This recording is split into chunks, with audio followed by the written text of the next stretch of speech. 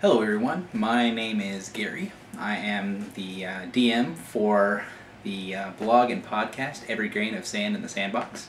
If you're finding this somewhere else, you can go ahead and check out the blog at everygrain.blogspot.com, and feel free to listen to or just read through some of the summaries of the episodes or see any of these. I'm going to be attempting to do a bunch of explanation videos, basically walking you through what I feel about different things in Dungeons & Dragons 4th edition. The thing that I've seen a lot on the forums recently and I wanted to discuss about is refluffing. And refluffing is something that has been really hammered into 4th edition. It's a very big part of playing 4th edition.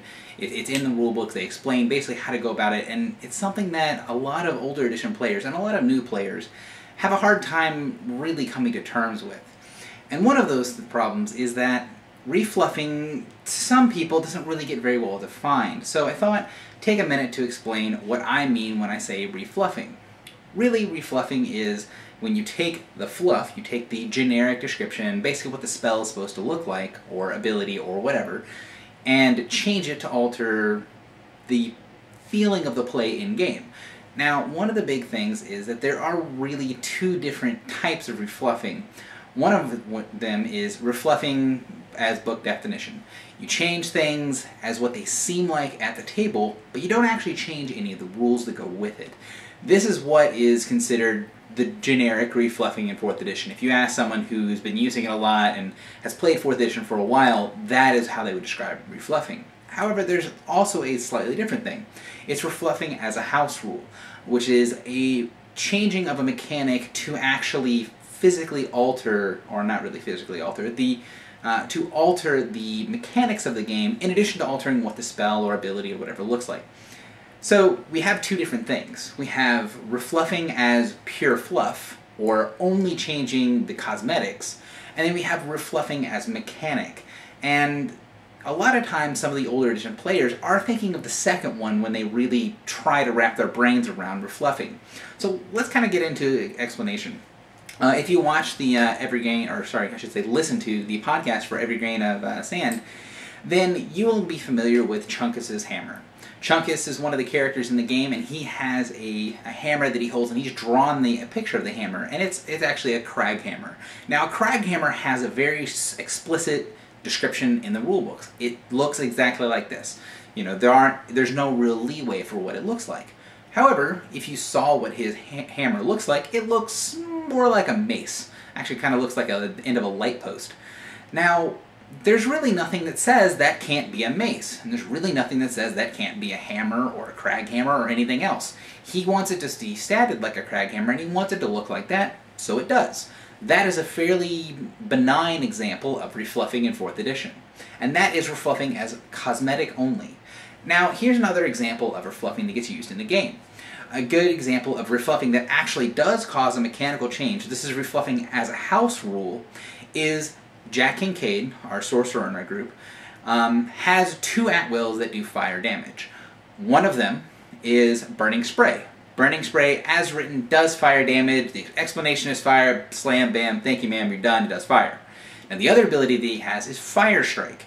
Fire Strike is basically Lightning Strike, only changed to doing fire. It functions identical to Lightning Strike in every way except for its fire, and it looks like a little ball of fire that he shoots, kind of like a miniature fireball. Now, this is actually a mechanical change on the game, and a lot of times when people are complaining or when they're trying to really think about how refluffing is supposed to work, they think of this type of change. Now, really, you want to be very hesitant to do this sort of change. A lot of the mechanics in the game are designed around functioning in certain sets. So if you have something that does a certain type of damage, it might be doing that type of damage as contrasted to something else for a reason. And there are ways to dye your weapon other types of damage. Basically, pick up a weapon type. If he used a flaming weapon, for example, he could dye all of his weapon damage into fire or something like that. Now, the character really wanted an ability like Lightning Strike, so I talked with him, we discussed basically how it would change the mechanics of the game a little bit, and then I just said, alright, it's not going to make that big of a deal, as long as you don't try to break it, which for the Lightning Strike, Fire Strike is really not going to be that big of a deal, you can go ahead and do it. Now, DMs should not hesitate to do the first type of refluffing. Refluffing as only fluff, or refluffing as only cosmetic, should be something they do just out of hand naturally all day, every day. It can change the world and it can make your characters feel like they have a lot more room to stretch their legs to make whatever they want and use their imagination. The refluffing is mechanical, you have to try to do by case basis. And generally speaking, you want to have as little of an impact as possible, and if there is an option for them to go do something else with, if there was a fire single target range spell, well then I would generally go towards that. You can, instead of doing something like that, maybe try to allow the character to pick up something similar from another class or another build that actually uses that power. But that's something that you can do. Now there are some problem issues with refluffing, and there are some ways that you can sort of stretch it to its bounds. One of the good examples of this is a character that I'm a great fan of playing, named Manny the Manhammer, or Manny the Splatter. Now, Manny is sort of more primal than you would expect for a paladin to be. The character is actually a human paladin, he wears plate, and he uses a Mordenkrad. Mordenkrad is a big, blunt, two-handed weapon. It hits really hard. Now, I have discussed that I really didn't want to play Manny as someone who wielded a Mordenkrad. I wanted to play Manny as someone who played a little bit like the Pikey from the movie Snatch. That means he's one of those one-shot, one-hit, just knock-em dead melee brawlers that was using his hands, but I really did like the Paladin chassis. I like the way the Paladin abilities work. I like how it felt to be a strength paladin. So, talking with the DM, we decided to refluff Manny. That means that Manny kind of had plate over most of his body, but he didn't wear the helmet, he didn't wear the hands, and Manny's hands functioned like a Mordenkrad. Now, this is where you're starting to stretch to the limits, because one of the big changes with making it only cosmetic is that sometimes your players might be tempted to try and push the limits since you've made this cosmetic change. For instance, now that my hands are actually considered my Mordenkrad, I can make the thing of, oh, well, everyone else was disarmed, but I still have my hands, so I still had my weapon. Or when a fight starts out, to say, well, you know, I didn't have to draw my weapon, they're attached to my hands. Or if I wanted to hold something while also holding my Mordenkrad, it's like, well, you know, my Mordenkrads are my hands. The key here is that if you refluff it, and you really want to stretch refluffing to its limits, you still have to obey the mechanics of the game in the function of the game. Now, what you can do is change certain things to work more with the mechanics by changing your story to go with it.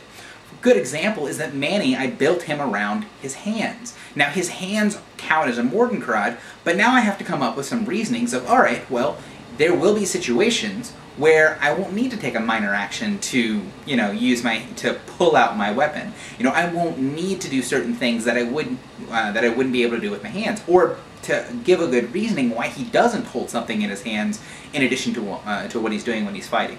So I made the character based around an obsessive-compulsive urge to keep his hands clean.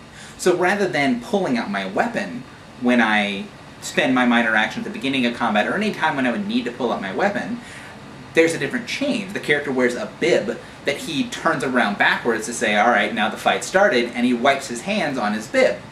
Now, that sort of change, sort of chain reaction of refluffing, can really rebuild and redefine a character. And another common way to do that, and something I use with Manny, and something I've already explained with Jack, is the renaming of abilities, or the changing the way that it looks and the way that it feels. Jack has Fire Strike instead of Lightning Strike. It does fire damage, it's very similar to Lightning Strike, but it's actually fire. So making that Jack's thing, turning it into fire and changing it to reflect the fact that it's fire in not only name, but in actual function and how it looks, had a big effect for that character. When I remade Manny, and I talked about all of his abilities, I didn't really like the way the Paladin abilities sounded on someone who played more like a Pikey. So rather than kind of just say the name, I changed each of the names of the powers to reflect kind of how I felt like it would be. So the ability Heedless Fury, which is a Paladin ability that's an encounter power standard action, does triple weapon damage and you take a penalty to defenses. That ability I really liked, and I wanted to pick it up, but I didn't really like the Heedless Fury name. However, I thought, okay, well, how would Manny call this? How can I refluff it, remold it into being something that would be mine, that I would actually feel like I have, as a player, a strong investment in? And the solution was just to rename it Brick on a String, or use some other sort of euphemism or Mannyism for changing that name of the ability to better fit how the character how I wanted the character to function in the game. Now, does Heedless Fury function identical to Brick on a String? Yes.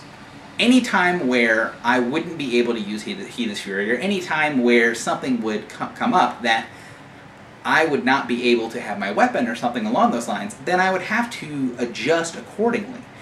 I wouldn't be able to cheese the rules or change the rules into explaining why I wasn't able to do certain things.